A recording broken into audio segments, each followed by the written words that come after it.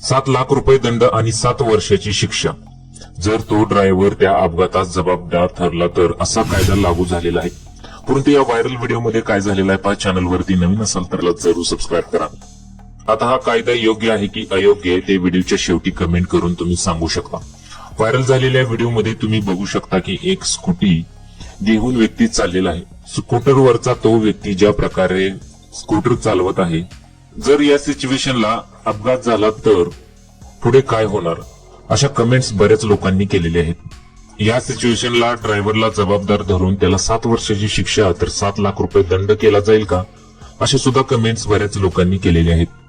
हा कायदा लागू केल्यानंतर आता लहान लहान गाड्यांना किंवा स्कूटीवाल्यांना किंवा 2 चाकीवाल्यांना ड्रायव्हर लोक घाबरणार, अशा कमेंट सुद्धा बऱ्याच लोकांनी केलेल्या आहेत. आता प्रत्येक गाड्यांमध्ये कॅमेरा वापरावा लागणार, चूक नसताना त्यांना शिक्षा झाली तर, अशा सुद्धा बऱ्याच कमेंट्स लोकांनी केलेल्या आहेत. तुम्हाला काय